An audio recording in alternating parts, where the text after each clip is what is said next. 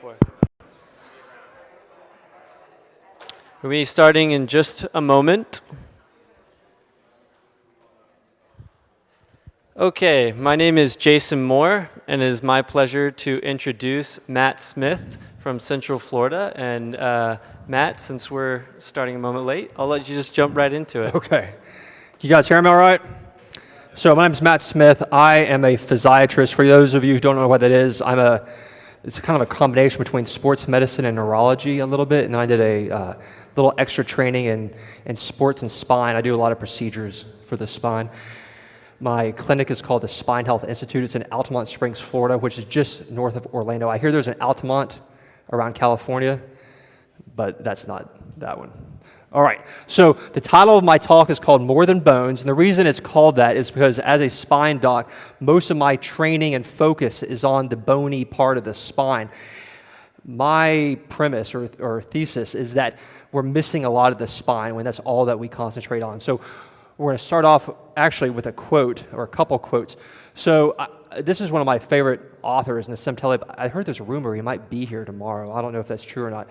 Anyway, he's famously known for saying that you shouldn't quote people, but I'm quoting him, and it's from his book of aphorisms, The Bed of Procrustes, and it's modernity is double punishment, is to both make us age prematurely and to live longer, and then we're all a bunch of contrarians, and Oscar Wilde, I think, shares some of that same spirit, and of course he's famous for saying everything popular is wrong. So one of my contrarian viewpoints is the way we look at spine as a medical profession, maybe, if not wrong, incomplete.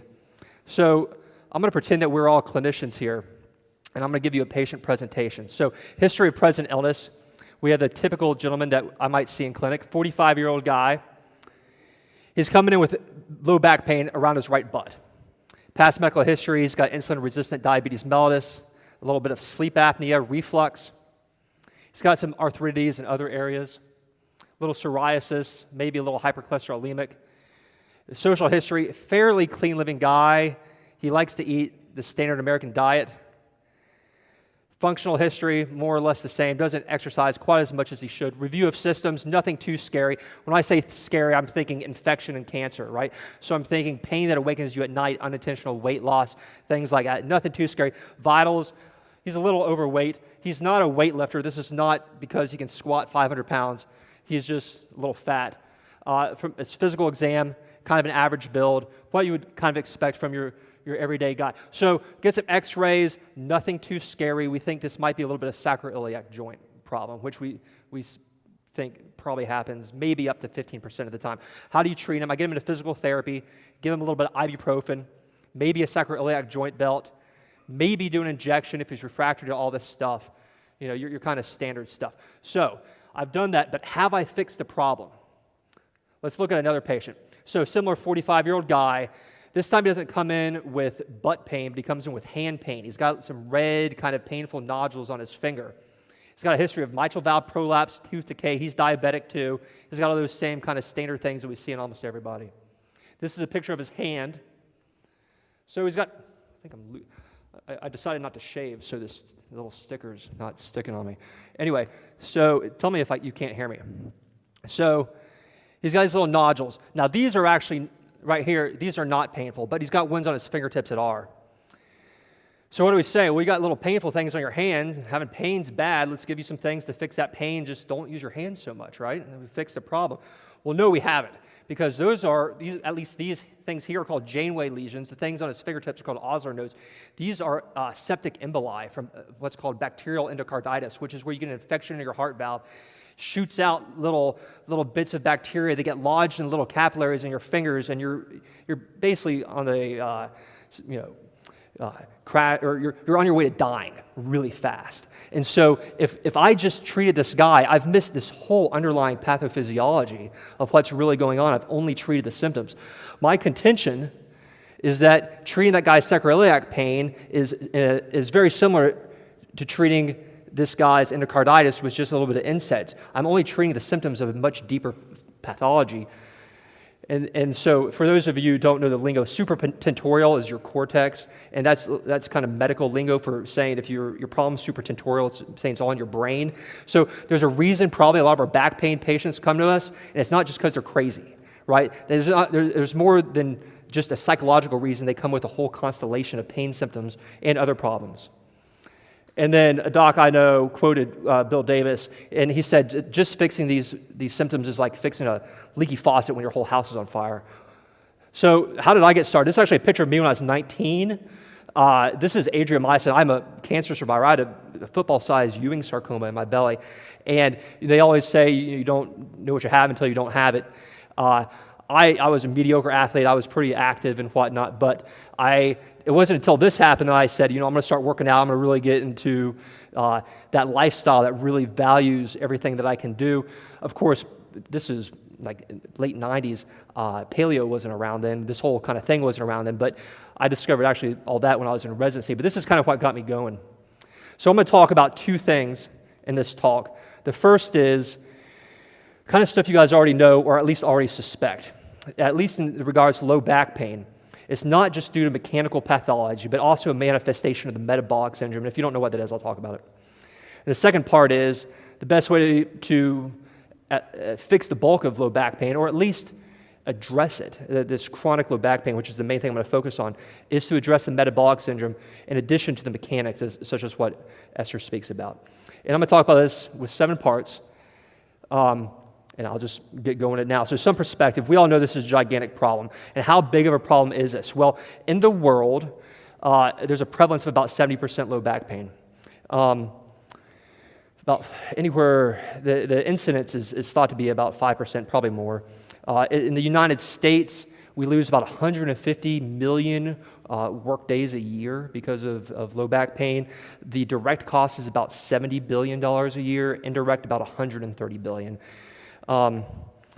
This is old. So James Steele, I don't know if you guys have seen any of his talks, and he goes into this much better than I do, but as far as how this has been prevalent probably since the beginning of time. We know Otzi, the caveman, he has spondylosis. Spondylosis is arthritis of the spine, but this is also new. There's tons of evidence coming out now that says it's getting worse, and it's getting worse faster than it used to.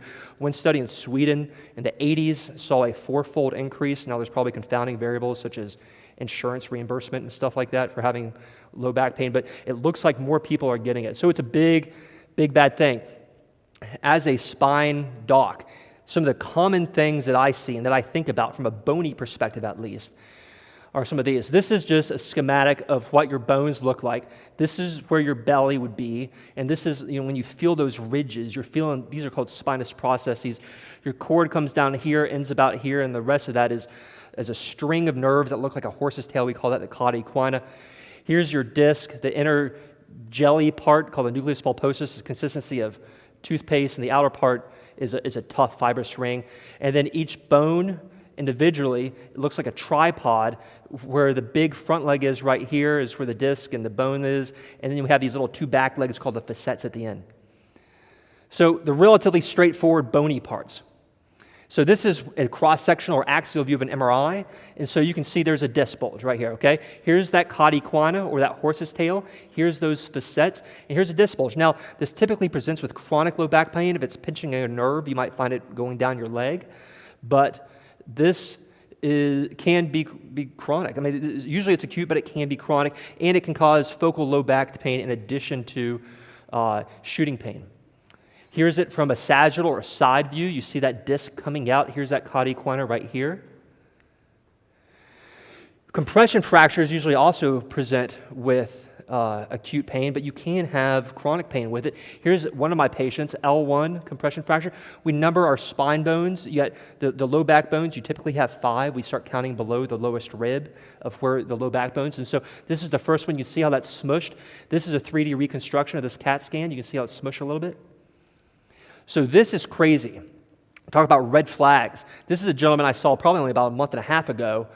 This right here is an abscess. He was parking cars and noted about 3 months of low back pain. He was parking cars the day before he came into the hospital. He started having low back pain. Then he lost control of his bowel and bladder. We ended up having to do what's called a laymanectomy, where you take the back part of the bone. My partner did this. I'm not a surgeon, I'm a physiatrist, but my partner took out the back part of his bone here and up top and ran a catheter and had to wash that whole thing out. So those are some of the more straightforward things. You see that on MRI, you kind of know what you got, all right? These are the trickier things, and now we have mechanical low back pain, which is what almost everybody has most of the time, which is your sinews, your tendons, your muscle strains. It's a lot harder to put your finger on what is exactly causing the pain. Now, we talked about a disc herniation causing pain. There's something called intervertebral disc disruption. A guy that I actually met last week, Nikolai Bogduk, describes this as not just disc degeneration. You talk about those rings of fibers. You can get tears in those. This is a real hard thing to diagnose. This is, you can put dye inside the disc and then get a CAT scan later, and it has a certain characteristic pattern that is suggestive of this. When you look at MRI, it looks real bright on a particular type of way you can look at it. We talked about the back being a three-pronged little stool maybe on each level, the facet joints being the back two levels. Here's a little arthritis, or this is what the facet joint looks like on axial view. Here's a CAT scan. You can see it a little bit better. See how there's a little arthritis there? I see this all the time. That can definitely be a source of chronic low back pain. I want to touch on an idea, though, which is, and we'll go into this in a lot more detail in just a second, but there's this idea that there's a progression that goes from a little bit of degeneration to instability to stability. And all of these parts of the low back pain kind of complex, or the disc and the facets and all these other things might play into that, but then we might eventually at some point come to stability. So, let's go and look about how MRIs can be a little misleading. So there's something called spondylosis deformans. Spondylosis means back not looking quite as perfect as it should. That's all it means. Spondylosis means, spondy means backbone, losis means something's up with it. So spondylosis, you get it as you age. Like I said, Otzi the caveman had it. But it seems that something else is going on more than just the normal wear and tear as we age. This is a patient, and if you're not used to looking at MRIs, you might not pick this up, but you should, even if you're not used to looking at it. This is not a normal looking back. This is one of my favorite patients. He's a great guy. He only has a little bit of pain radiating down his leg. He's been oystering. He's been doing all this stuff. Here's his cauda equina bunched up here. He's got numerous discs that are just getting worn out. This one's almost completely fused on its own. This one too. It looks horrible. His back looks awful, but he doesn't have that much pain. Here's a study that was done in 2013. They looked at about 170 guys in Sweden, and they looked at their two lowest disc levels. And they looked at all these different changes. You don't have to know what these mean, but basically there are a variety of things we might see on MRI. You have to have at least two of these. All right, here's a couple examples. This is called a modic change. This is at your lowest disc. This is swelling. We see it bright on this kind of MRI, dark on here. Here's that little high intensity zone right here. That might indicate a little bit of a tear within the disc. Here's what we call a type 2 modic change. That's where the bones around the disc get a little fattier. And here's a disc bulge. So they looked at all these problems on the MRI, all these things. Patients come to me, oh my God, I have degenerative disc disease. It's like some horrible thing. This is degenerative disc disease. This is spondylosis. This is all this. They looked at all this. They put it into this complicated algorithm, and they compared it to what's called an Oswestry Disability Index, is a measure of function, and your visual analog scale, which is a measure of pain. And what did they find as the correlation? As my old attending used to say, nothing much. So despite a progressive worsening of the people's back, there's not a good correlation with pain. Here's another study that looked at younger people. They did one MRI on a bunch of guys up to about 55 years of age, and then another one 12 months later. There was really no correlation with how bad their MRI looked and how bad their pain was. Furthermore, 13 of those guys 1 year later developed back pain in that interval. On their MRI follow-up, there was no change. So something's going on that we're not seeing on MRI. Here's another study.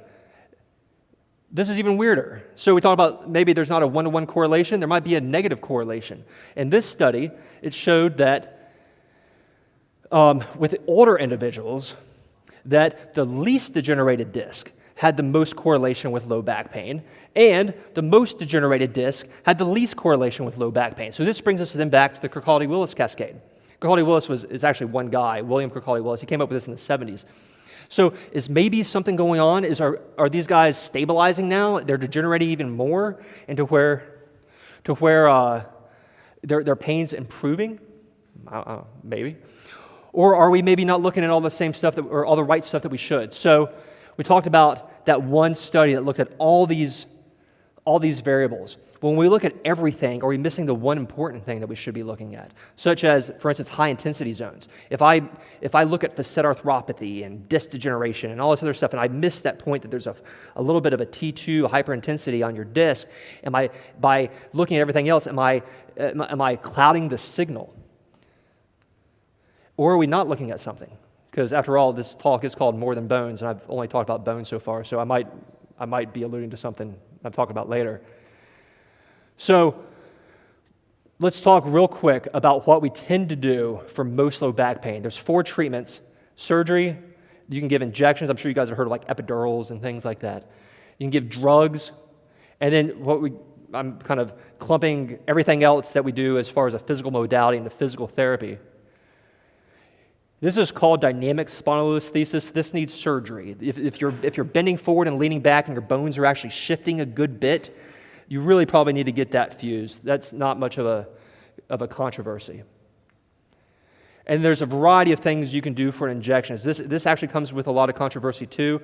A lot of times these are better for acute back pain, like an acute disc herniation. But sometimes you can do a few percutaneous image-guided procedures that get people up and going and that have a useful place. But certainly some of these things, including surgery, might be overdone.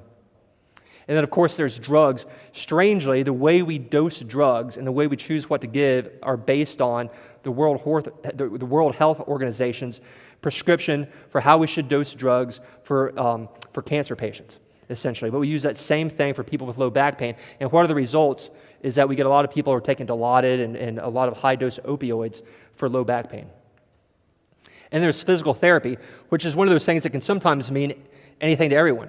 It could be something like what Esther is prescribing. It could also be you go to the physical therapist and they get you doing an arm cycle ergometer for low back pain, and no one ever gets better. But we're going to talk more about this later. So I'm going to have a little bit of a segue now. I'm going to talk about one of my patients, and I'm not violating HIPAA because he let me use his, he said I could use his name, and his name's Tony. 71-year-old guy, he's about 73 now, but he has a pacemaker. He's got a little bit of intermittent low back pain, but no red flags, no neurologic deficit. And this is a picture of him. And he comes to me. I never had anybody say this to me. He goes, I want you to help me out. I got a little bit of low back pain, and I'm going to Ecuador to train with my Sherpa because I'm then going to go to Everest. All right? So he's 71 years old. He takes off his shirt for the physical exam. He looks like he's about 35 and a really healthy 35. He's neurologically intact. There's no red flags. A little social history. He's a businessman. He doesn't have any real bad habits. He's completed the Boston Marathon, and he's the oldest guy to complete the Antarctic Ice Marathon with a pacemaker. His CT, I'm not going to read you all this, but basically it's not great. And so here's a picture of it. Here's a disc bulge, gigantic disc bulge, worn out disc. This is called the vacuum phenomenon. It means the disc is worn out. He's got facet arthropathy. His back is not good. At least the bony parts aren't. But look at this. These are some muscles around the back. Those are really good. Here's the psoas muscles. These are your muscles that make you do that. Really good.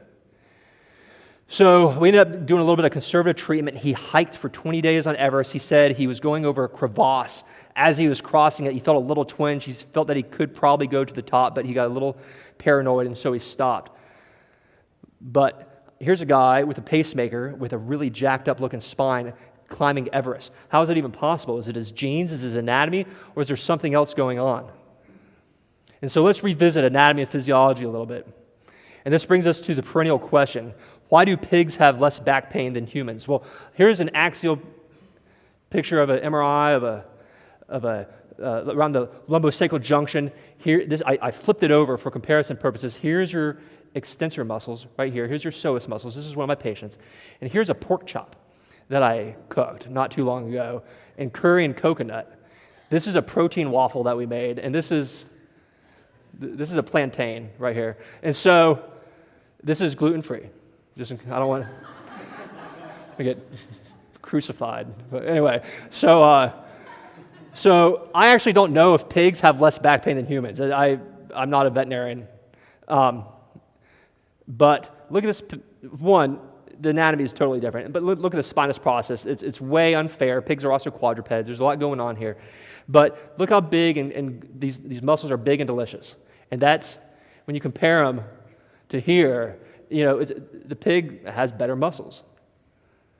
And we know from some research in the past that strengthening of certain muscles looks like it can probably help low back pain. So I talked about the psoas muscles. That's your hip flexor muscles. It starts kind of like in the front part of your low back and then attaches right over to here to your hip. We know that strengthening those tends to help chronic low back pain. Strengthening of the multifidus muscles, which are some of the muscles that help the spine extend, also seems to help. And then, of course, having weak ones is then correlated with back pain. But it's a little more subtle than that. So it looks like muscle asymmetry, almost more than anything, is associated with back pain on that side. And that's what this study showed in 2004 in the journal Spine. This is a study that was done in Australian football players, which I guess is soccer, where there's this muscle called the transversus abdominis. It's one of your corset muscles. If you wear a corset when you're working out, it's that same kind of muscle that helps you hold up your abdomen.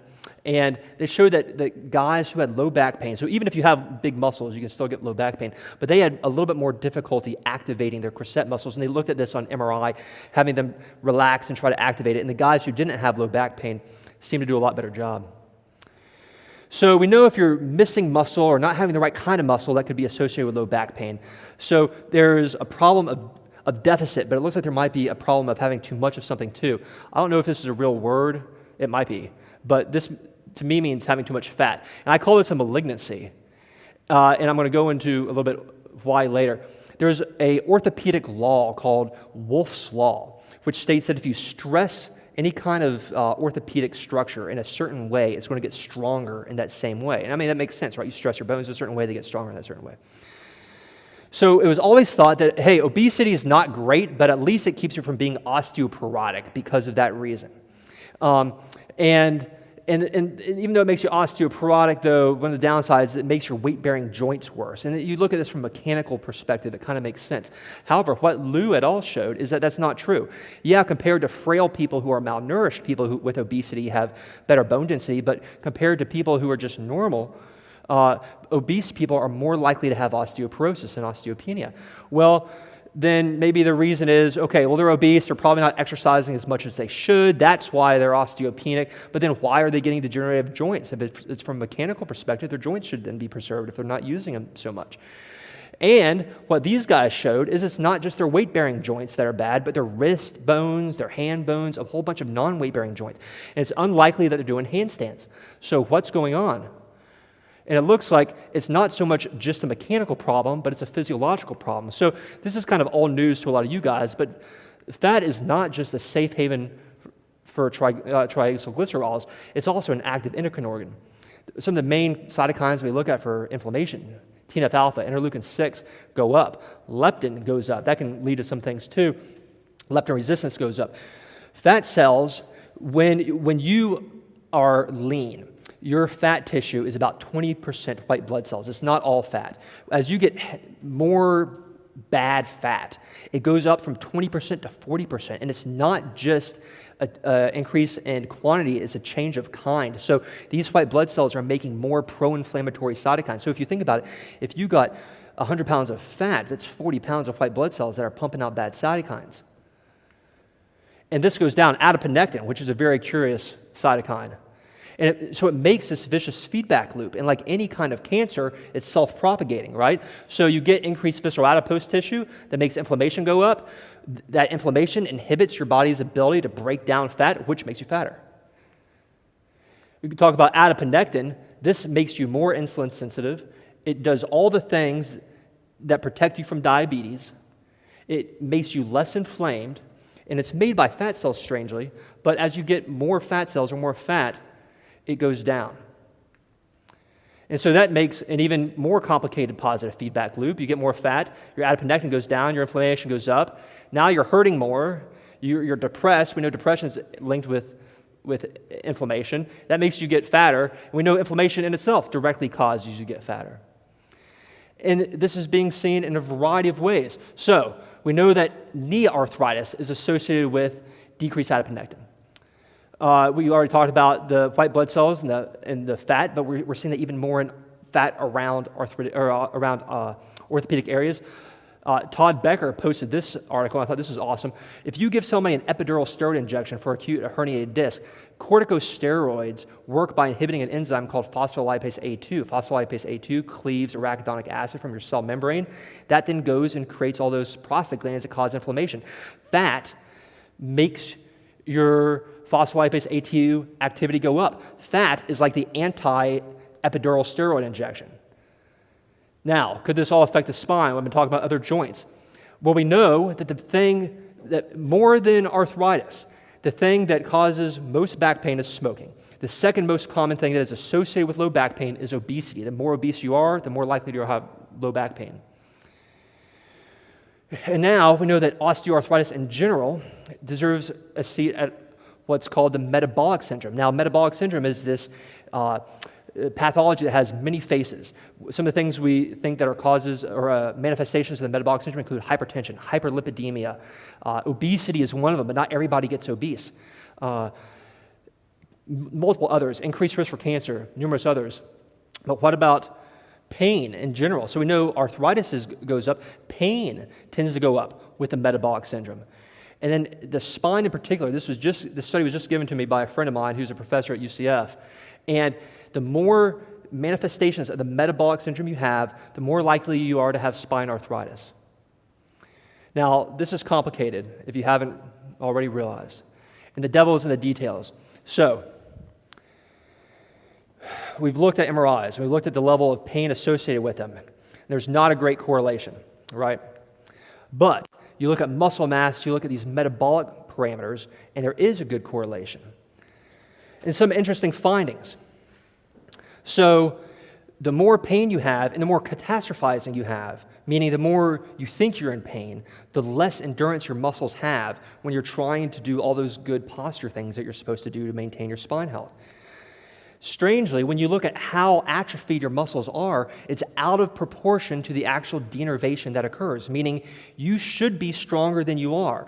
There's not a neurological reason that a lot of people are as weak as they should be. They could be stronger, but they're not. And that then goes to another vicious feedback loop.